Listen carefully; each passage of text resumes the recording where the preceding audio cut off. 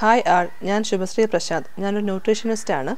ഞാൻ ഇന്നിവിടെ ചർച്ച ചെയ്യുന്നത് നമ്മൾ സാധാരണ പലരും ചെയ്യുന്ന ഒരു കാര്യത്തെക്കുറിച്ചാണ്. അതായത് വെയ്റ്റ് റിഡക്ഷൻ. അവനവൻ സ്വയം ചെയ്യുന്ന ഒരു കാര്യമാണ് വെയ്റ്റ് റിഡക്ഷൻ. അപ്പോൾ അത് എത്ര കണ്ട് പലരിലും ഫലപ്രദമാകുന്നു എന്ന് നമുക്ക് നോക്കാം. അപ്പോൾ സാധാരണഗതിയിൽ വെയ്റ്റ് റിഡക്ഷൻ എന്ന് നമ്മൾ പലരും വെയിറ്റ് കുറയ്ക്കാൻ നോക്കുമ്പോൾ ആദ്യം പറയുന്ന വേർഡിംഗ് ആണ് ഡയറ്റ്.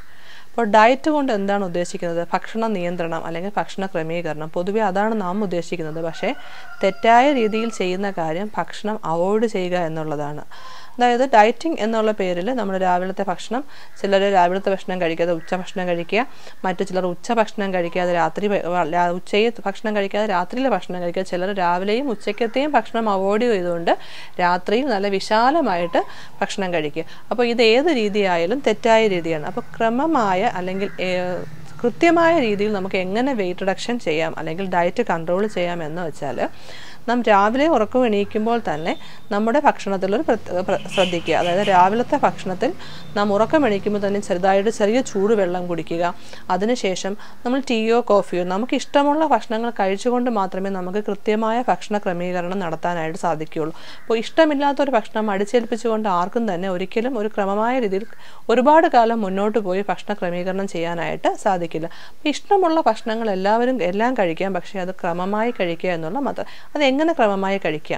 രാവിലത്തെ പ്രാതൽ ബ്രേക്ക്ഫാസ്റ്റ് നാം പറയുന്ന പോലെ രാത്രിത്തെ 8 hours ഫാസ്റ്റിങ്ങിന് ശേഷം രാവിലത്തെ ബ്രേക്ക്ഫാസ്റ്റിന് വളരെയധികം ഇമ്പോർട്ടൻസ് ഉണ്ട്. നമ്മുടെ ശരീരത്തിൻ്റെ എല്ലാ പ്രക്രിയകൾക്കും ഏറ്റവും ഉതകുന്ന രീതിയിലായിരിക്കണം നമ്മുടെ ബ്രേക്ക്ഫാസ്റ്റ്.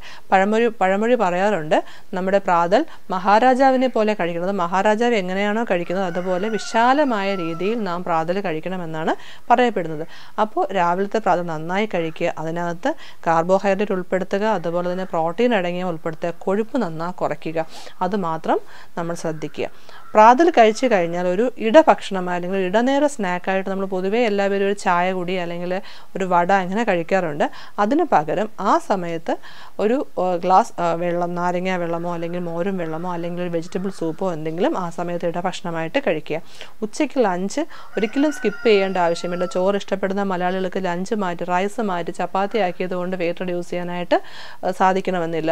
നമുക്ക് മനസ്സിന് ഇഷ്ടമില്ലാതെ നമ്മൾ റൈസ് മാറ്റി ചപ്പാത്തി ആക്കിക്കൊണ്ട് കഴിക്കുമ്പോൾ അത് സൈക്കോളജിക്കലി അതിനൊരു ഇഫക്റ്റീവ് കിട്ടത്തില്ല. അപ്പോൾ മെൻ്റൽ സാറ്റിസ്ഫിക്കേഷനോട് കൂടി തന്നെ റൈസ് ഉൾപ്പെടുത്താൻ ഇഷ്ടപ്പെടുന്നവർക്ക് റൈസ് ഉൾപ്പെടുത്താം, അല്ലാത്തവർക്ക് ചപ്പാത്തി കഴിക്കാം. അപ്പോൾ എന്ത് കഴിച്ചാലും സാലഡ്സിനൊരു ഇമ്പോർട്ടൻസ് കൊടുക്കുക. റോ സാലഡ്സ്, നമുക്ക് പച്ചയായിട്ട് കഴിക്കാൻ പറ്റുന്ന വെജിറ്റബിൾസ് അതിൻ്റെ സാലഡ്സ് ഇൻക്ലൂഡ് ചെയ്യുക. വളരെ കുറച്ച് ചോറും അതുപോലെ നിറയെ പച്ചക്കറി, ചോറ് ഉണ്ണാനായിട്ട് കറി കൂട്ടാതെ കറി ഉണ്ണുകയും ചോറ് കൂട്ടുകയും എന്നുള്ള ഒരു രീതിയിലേക്ക് മാറി മാംസാദികൾ ഉൾപ്പെടുത്തി, മാംസാദികൾ ഉൾപ്പെടുത്തുമ്പോൾ ലീൻ മീറ്റ്സ് ഉപയോഗിക്കുക, റെഡ് മീറ്റ് അവോയ്ഡ് ചെയ്യുക. ഇത് കഴിഞ്ഞ് ഈവനിങ് നമ്മളൊരു ടീ കുടിക്കാം. എല്ലാവർക്കും ടീ കുടിക്കാൻ ഇഷ്ടമാണ്, ഇഷ്ടപ്പെടുന്നവർക്ക് ടീ കുടിക്കാം. ആ കുടിക്കുന്ന സമയത്ത് ഒരു ഹെൽത്തി ആയിട്ടുള്ള ഒരു സ്നാക്ക്, നമുക്ക് പൾസസോ അല്ലെങ്കിൽ എഗ് വൈറ്റോ എന്തെങ്കിലും അവിടെ യൂസ് ചെയ്യാം. അത് കഴിഞ്ഞ് നൈറ്റ് ഫുഡ് വളരെ നേരത്തെ കഴിക്കുക. ഒരു 7 o'clock 7:30 ആകുമ്പോൾ നൈറ്റ് ഫുഡ് കഴിക്കുക. നൈറ്റ് ഫുഡ് നാം പറയാറുണ്ട് ഭിക്ഷക്കാരനെ പോലെ കഴിക്കുക. അതായത് അരവയറും അരപ്പട്ടിണിയുമാണ് ഭിക്ഷക്കാരന്മാരുടെ ഒരു രീതി. അങ്ങനെ തന്നെ ആയിരിക്കണം നൈറ്റ് ഫുഡ് കഴിക്കേണ്ടത്. അരവയറ് മാത്രമേ കഴിക്കാവൂ. അതായത് വളരെ കുറച്ചും വളരെ കൊഴുപ്പ് കുറച്ചതുമായ നൈറ്റ് ഫുഡ് കഴിക്കുക. അത് കഴിഞ്ഞ് കിടക്കുന്നതിന് മുന്നേ പാൽ ഇഷ്ടമുള്ളവരാണെങ്കിൽ ഒരു ഗ്ലാസ് കാച്ചിയ പാൽ, ഒരു ഗ്ലാസ് എന്ന് പറയുമ്പോൾ നമ്മുടെ ഒരു 150 ml ഡിസ്പോസിബിൾ ടീ കപ്പ് അത്രേ വരാവൂ. അത് കാച്ചി അതിൽ നിന്നും പാട നീക്കിയതിന് ശേഷം ആ പാല് കുടിക്കാം. ഇനി മഞ്ഞൾപ്പൊടി ചേർത്ത് കുടിക്കുകയാണെങ്കിൽ വളരെ നല്ലതാണ്, ശരീരത്തിൻ്റെ ഇമ്മ്യൂണിറ്റി പവറൊക്കെ കൂട്ടാനായിട്ട് അത് ഹെൽപ്പ് ചെയ്യും.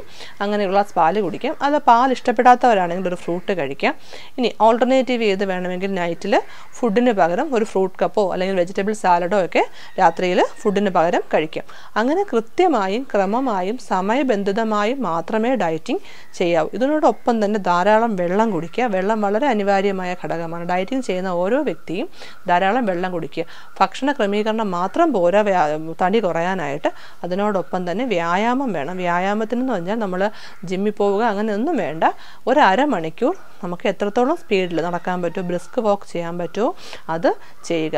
അപ്പോൾ നമുക്ക് നോർമലി നമുക്ക് ഹെൽത്തി ആയിട്ട് നമുക്ക് തടി കുറയ്ക്കാം. കൂടിയ തടി കൂടാൻ വളരെ എളുപ്പമാണ്, പക്ഷേ ഇന്നോ നാളെയോ മറ്റന്നാളോ വിചാരിച്ചാൽ നമുക്ക് തടി കുറയ്ക്കാനായിട്ട് സാധിക്കില്ല. So it take time.